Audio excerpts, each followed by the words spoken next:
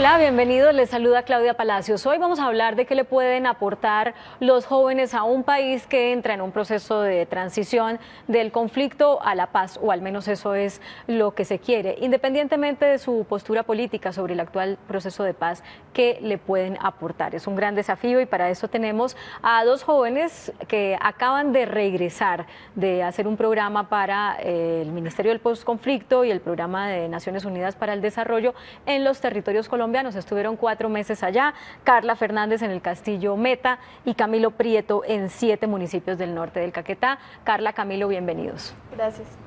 Mire, lo primero es cuando uno se encuentra con jóvenes en las ciudades donde ya no se vive la angustia por la posibilidad del terrorismo, muchos ni siquiera saben quién fue Tiro Fijo o qué pasa en las regiones del país.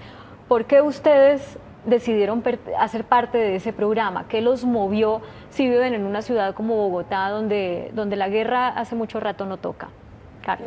Bueno, como administradora pública en formación y a punto de graduarme, creo que estoy llamada a, digamos, realizar mi trabajo en los territorios. ¿Por qué? Porque considero que el desarrollo del país se genera desde el territorio, desde las administraciones locales, que son las que, digamos, más necesidades tienen respecto de pronto de una ciudad, ¿sí? Yo quería vivir esta experiencia porque sí, definitivamente y absolutamente no he tenido que vivir el conflicto, no sé lo que es eso y creo que jamás voy a sentir lo que ha sentido una víctima del conflicto armado, pero quería tener la oportunidad de acercarme a un municipio que ha sido azotado por la violencia, porque eso va a aportar mucho a mi desarrollo profesional. Camilo. Bueno, básicamente decidí entrar a este programa porque antes de ingresar al programa había trabajado con el colectivo Colombianos y Colombianas por la Paz y pues había tenido que ver muchas, digamos, de las facetas que tienen las víctimas del conflicto y por supuesto me llenó a mí de una profunda nostalgia saber que había un programa en el cual yo como profesional podía ir a aportarle a las comunidades y por supuesto poder vivir otra realidad diferente a la que vimos aquí en la ciudad, donde, como lo dije desde el principio que ingresé al programa, hemos sido muy pasivos y hemos visto el conflicto de forma muy indiferente. Creo que era la oportunidad también de crecer como persona, como profesional y por supuesto de poder ir a aportarle un granito de arena a esas comunidades que han sido tan golpeadas por el conflicto de este país. Fueron 4 meses en este programa que de alguna manera se parece a lo que hace unos años hubo que se llamaba Opción Colombia. También muchos jóvenes a punto de graduarse yendo a las regiones del país a aportar lo que pudieran aportar. Cuando regresan, lo hicieron hace una semana, ¿qué cambió en sus vidas, en su perspectiva, en su visión de país? Personalmente, creo que me reafirmó el hecho de pensar que este país necesita un relevo generacional, ¿sí? Tanto en lo político como en lo organizativo, en todo, ¿sí? Porque creo que somos nosotros los jóvenes, más allá de todo, los que, digamos, tenemos la oportunidad de construir un mejor país y más ahorita con el proceso de paz, con el tema de posconflicto, porque va más allá de una firma, como todos lo sabemos. Pienso que nosotros somos los llamados como profesionales. Claro, pero lo que pregunto es, ¿qué cambió? O sea, ustedes son unos citadinos, ¿verdad? Se criaron acá en Bogotá, estudiaron en colegios de Bogotá, en una universidad de Bogotá como la Escuela Superior de Administración Pública, llegan a una vereda, llegan al campo, llegan a la región, a un departamento como el Meta, a un departamento como el Caquetá, se encontraron con algo diferente a lo que esperaban encontrarse, cambiaron de postura con respecto a ciertos temas, a ciertos métodos, al ver esa realidad que les era tan lejana. Bueno, claro, por supuesto, yo siempre he dicho, digamos, que este programa es un antes y un después para la vida de uno. Primero porque uno aquí tiene un ciclo de vida muy como dispuesto, muy organizado. Y cuando uno llega, digamos, a estas regiones, le cambia desde los hábitos alimenticios hasta la forma de relacionarse con la gente, la forma de entender lo que pasa en esas regiones. Por lo menos el martes que llegué, me sentía como llegando, no sé, a Nueva York a otra ciudad, sí, porque realmente son departamentos donde hay muchas falencias, donde pues uno no ve infraestructura, hay mucha pobreza, digamos las administraciones locales carecen de muchas herramientas e instrumentos para trabajar todo el tema de políticas, entonces uno realmente queda impactado, pero digamos que uno de los mayores impactos que personalmente tuve es cómo uno logra a través del trabajo que tiene con las comunidades, lograr ser parte de esas comunidades y de una u otra forma entender qué es la vida del campesino, qué es la vida de quien ha sido víctima, qué es la vida de las personas que viven en otros entornos totalmente diferentes, desde, como lo digo, desde los hábitos alimenticios, por ejemplo, el clima del Caquetá, que es un clima selvático, no sé, como todas las costumbres que se trastocan. Allá hay una costumbre y es que después del almuerzo son 2 horas de siesta donde se cierra todas las, digamos, el pueblo queda hecho un desierto. Entonces era como yo al principio, pues viviendo en Bogotá, tú sabes que la vida va corriendo todo el tiempo, entonces tener que acostumbrarme a eso. Entonces, ¿usted qué se ponía a hacer? Pues nada, la siesta. Aprendió a hacer la siesta, Aprendí a ahorita le hacer hace la falta. siesta.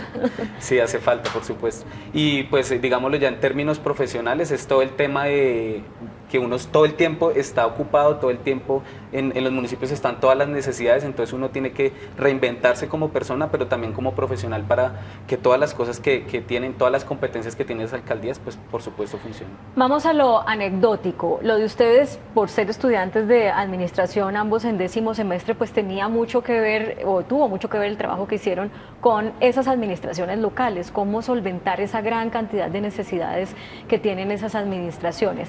¿Qué fue lo que hicieron? Bueno, básicamente mi proyecto, yo estaba enfocada al tema de víctimas, entonces lo que hice inicialmente pues fue apoyar el plan de desarrollo, la construcción del plan de desarrollo, pero verificar que de pronto todo el componente de víctimas quedara ahí, para el tema de posconflicto, paz y demás. Pero digamos que eso fue una parte pequeña de lo que hice. Lo que hice principalmente fue, uno, apoyar el proceso de reparación colectiva con la unidad de víctimas en el Castillo, porque el Castillo Meta es sujeto de reparación colectiva. Entonces lo que hice fue apoyar todos los procesos de tomas de líneas del tiempo, entonces era escuchar los relatos de cada uno de los habitantes del municipio, donde era un antes de la guerra, cómo vivían antes de la guerra, durante el conflicto y ahora cómo ven el tema. Eso para mí fue demasiado impactante, tuve que ver personas, digamos, llorarme prácticamente. Para mí fue bastante duro porque nunca había escuchado eso, lo máximo que había escuchado eran las noticias y lo poco que uno lee en los libros de historia, ¿cierto? Fue impactante. Después de eso, después de todo ese proceso, apoyé la formulación del Plan de Acción Territorial, que es la política municipal para la atención, asistencia y reparación integral de las víctimas del conflicto. Ahí digamos que aporté todo mi conocimiento profesional al tema, también digamos traté y hice lo posible para que fuera participativo, porque una política pública no puede hacerse desde un escritorio, tiene que hacerse totalmente participativo y más con las víctimas del conflicto que exigen y demandan tantas necesidades, ¿sí? Y la restauración de sus derechos para mí fue totalmente gratificante después cuando el Comité de Justicia Transicional, quien aprueba el plan de acción territorial, lo aprobó por unanimidad y nada, me siento muy feliz. Eso fue lo que usted hizo. ¿Y Camilo qué hizo? Bueno, pues hice básicamente 4 cosas. Lo primero fue todo un ejercicio de planeación estratégica con los mandatarios de los 6 departamentos del norte del Caquetá para que ellos pudieran definir cuáles iban a ser sus prioridades durante sus 4 años de gobierno y a partir de eso plasmar esas prioridades en los planes de desarrollo, que es la segunda parte del trabajo, es todo el tema de la formulación, digamos de hacer una revisión técnica de lo que debe incluir el plan de desarrollo, frente a las estrategias, frente a las metas, frente a todos los componentes que deben ir de forma transversal y de forma, digamos, diferenciada para las diferentes poblaciones que existen en el municipio. Y, digamos, la parte final se centró en apoyar al banco de programas y proyectos y la formulación del Plan Integral de Seguridad y Convivencia Ciudadana. Transversal a todo esto, pues fue un trabajo con las comunidades, para que las comunidades pudieran aportar a estos procesos de planeación participativa y por supuesto pues estuvimos en muchos otros proyectos. Yo trabajaba directamente con la oficina territorial del PNUD en el Caquetá, entonces pude digamos trabajar también con el componente de paz en un programa que se llama Paz a la Joven, que es con la UNICEF y la oficina territorial, donde vamos a hacer una socialización de los acuerdos con los jóvenes y para ver qué piensan ellos del tema de paz, pero también, digamos, para generar herramientas para que ellos puedan ser constructores de paz y que puedan ir a replicar esto en el territorio. Por este trabajo de 4 meses, ¿les pagan o les pagaron? Sí. Sí. Pues es una subvención, ¿no? Nos dieron una subvención de 500.000 pesos y mensuales. Mensuales. Entonces, pues también fue como enfrentarse al tema de que teníamos que pagar arriendo, teníamos que tener, digamos, el tema de nuestra alimentación, el tema del transporte, el tema de la diversión. Entonces, todo el ejercicio que hacen los papás aquí en la ciudad de distribuir el recurso nos tocó a nosotros hacerlo. Ya. Ustedes, me imagino, se encontraron a jóvenes como ustedes allá, que han tenido unas condiciones socioeconómicas muy diferentes por el hecho de haber crecido en una región en conflicto. ¿Cómo les pareció enfrentarse a personas que a lo mejor podrían ser ustedes si fueran ustedes los que hubieran crecido allá y ellos estar en su lugar si ellos hubieran crecido acá? O sea, encontrar jóvenes de su misma edad, con diferentes oportunidades, con diferentes desafíos. ¿Cómo fue eso, cómo impactó eso en sus vidas, en su proyecto profesional? Sí, en algún momento lo pensé, de hecho lo sigo pensando. Un día estaba, no sé, tomándome algo en una panadería con uno de mis compañeros y yo veo una serie de jóvenes salir en la noche, porque en el día casi no se ven jóvenes, sino que ellos salen en la noche en su bicicleta, etc. Y yo le preguntaba a él, cuando ellos salgan del colegio, ¿qué será de la vida de ellos? O sea, lo más cercano es Villavicencio, que da 3 horas, el pasaje te cuesta aproximadamente 25.000 pesos. Si no tienes familia allá, ¿cómo vas a hacer? Si no tienes oportunidades para que te paguen una universidad, ¿qué será de la vida de ellos? Yo me ponía a pensar y me siento afortunada porque soy de las pocas personas que puedo ingresar a una universidad que logré, digamos, culminar mis estudios. Y pensaba eso, además que lastimosamente los niveles allá de embarazo en adolescentes son altos. Este año se desarrollaron más, hay más niveles que en relación al año pasado y es bastante preocupante. En realidad sí, digamos, pienso que si yo tuviese la oportunidad, si yo tuviese los medios, iría ya a apoyar muchas de estas dinámicas y no sé, considero que se va a hacer un trabajo fuerte desde el gobierno nacional, departamental para apoyar esto, porque desde el nivel municipal, desde el nivel local, es difícil porque no cuentan con los recursos, con el presupuesto para apoyar iniciativas como becas o traer de pronto universidades, no sé, sí generar algunos beneficios para que los jóvenes puedan acceder a la educación superior. Carla, usted dice, si yo pudiera, me gustaría ir allá y ayudar en la solución de esos problemas. Claro, al regresar se enfrentan con la realidad, pues ya van a terminar la universidad, ya pues el subsidio de los papás termina y hay que empezar a ganarse la vida por sus propios medios. ¿Volver a hacer lo que estaban haciendo no es una opción? Sí, sí es una opción y sí lo haría, incluso ahorita se lo dije a Camilo. Sin embargo, lastimosamente, digamos que dependemos de un dinero, de sostenernos. O sea, por eso te digo, si yo tuviera los recursos, si yo tuviera el dinero ahorita, me iría de voluntaria a apoyar no solo ese municipio, sino muchos municipios que sé que lo necesitan. O sea, se iría por los 500.000 pesos que le sirven para pagar el arriendo. Sí, sí, por la experiencia lo haría. Sí. ¿Y Camilo? Bueno, primero te respondo la de los jóvenes y luego la otra. Primero, creo que uno de los retos del posconflicto, del posacuerdo que en estos momentos están, digamos, en boga en todo el país, es poder realmente llevar oportunidades a esos territorios que han sido tan golpeados y olvidados por el Estado.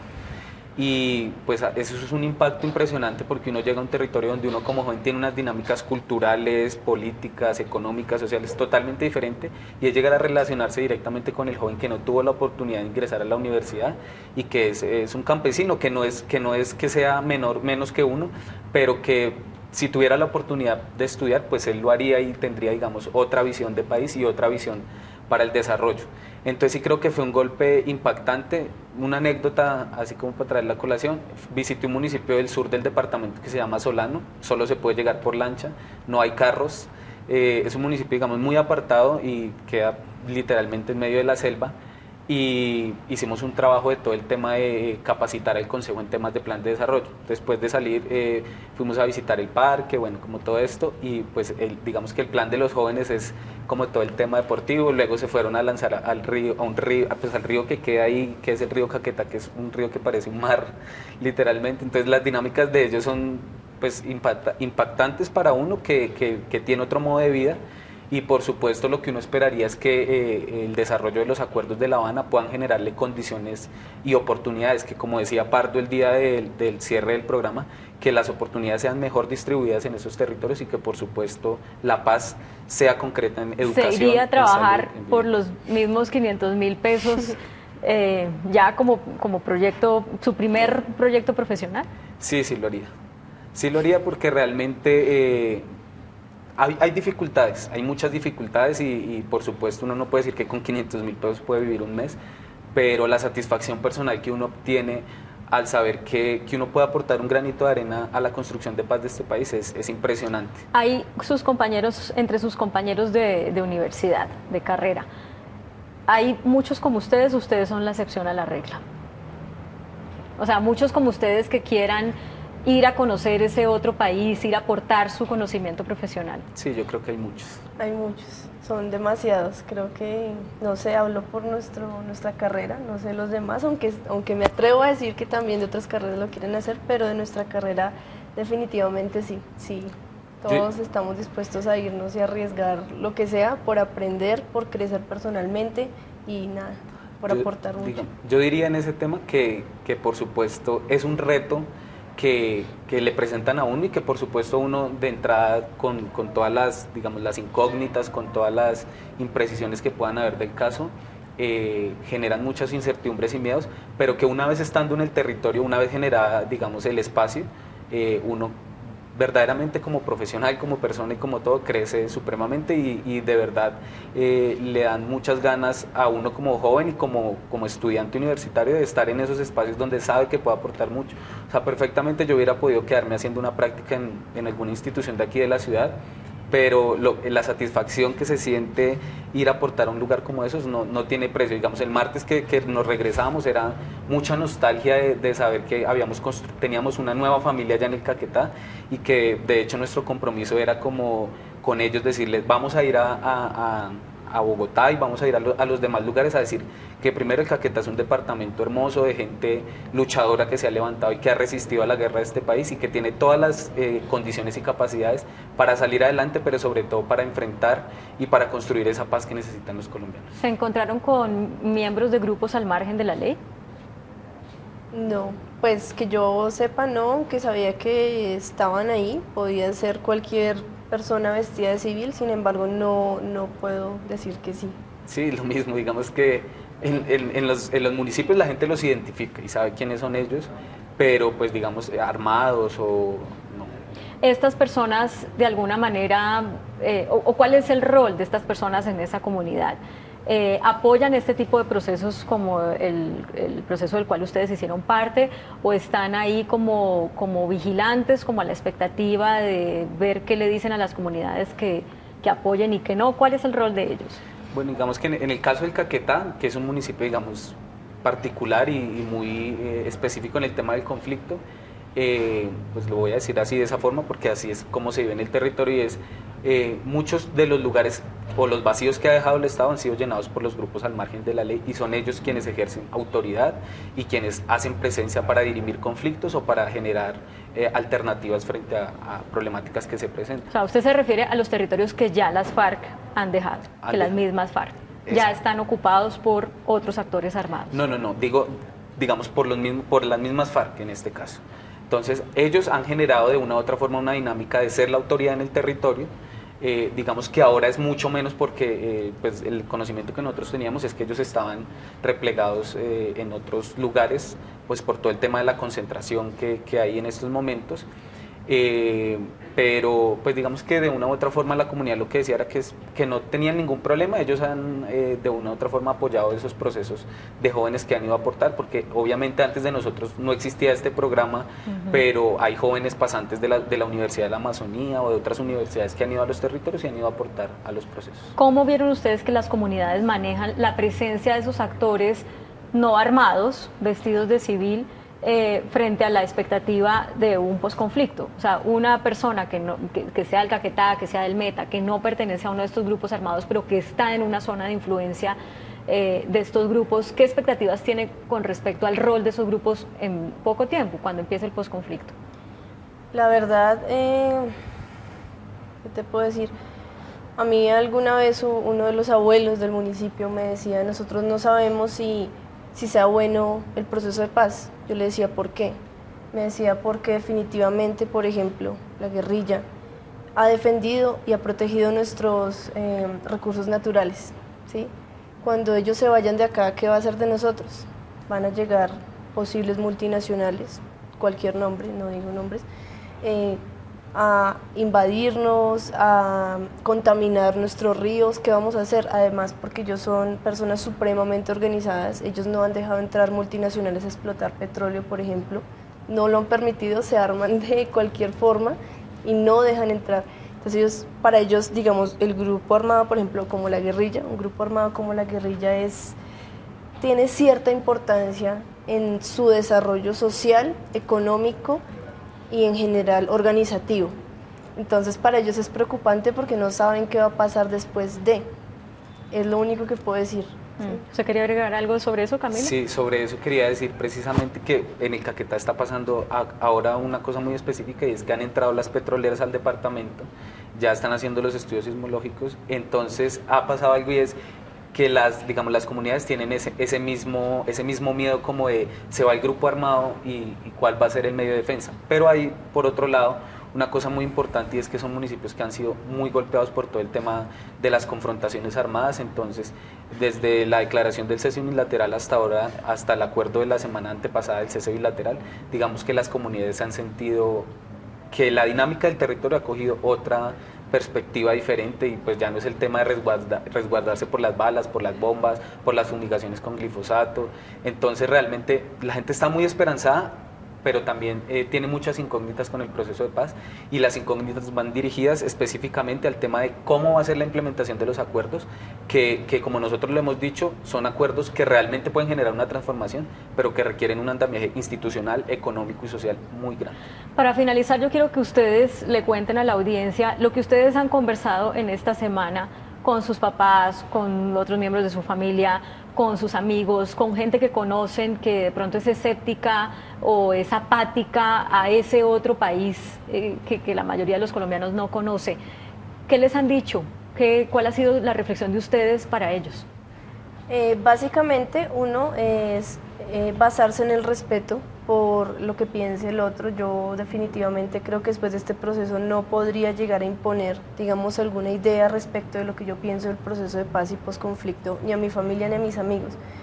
Lo único que les he dicho es que, lo único a lo que yo puedo aportar por ahora es a realizar una pedagogía de paz. Es decir, yo sé que yo me reúno en una sala con alguien y sé que muchos de los presentes no saben de lo que se está hablando en La Habana, no saben el estado actual de los acuerdos, tienen ciertos mitos de pronto inculcados por, no sé, medios de comunicación, la misma sociedad, las charlas de pronto con ciertos grupos.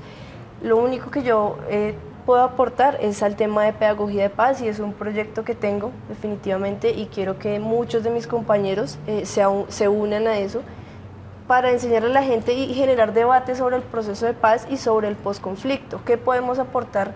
Además de todo, lo que yo básicamente estoy haciendo es decirle a esa persona, ¿usted qué aportaría dentro del posconflicto? Más allá de los acuerdos, de la firma del acuerdo final, ¿cómo vamos a aportar nosotros como jóvenes, como abuelos, como mujeres, como niños a ese proceso? ¿Sí? Camilo. Bueno, no, pues yo lo que les he dicho es primero que de una u otra forma esta indolencia que hemos tenido desde las ciudades y desde donde se promueven grandes estrategias en contra de la paz, pues que de una u otra forma quedan totalmente desdibujadas cuando uno tiene la capacidad de conocer ese territorio, de entablar un diálogo de saberes, de sentires, de toda la vivencia que ha tenido la gente. Entonces ha sido como poder contarle a mi familia, a mis amigos, poder contarles esa otra Colombia profunda, que es una Colombia hermosa, que tiene gente maravillosa y que por supuesto tiene toda la capacidad para salir adelante.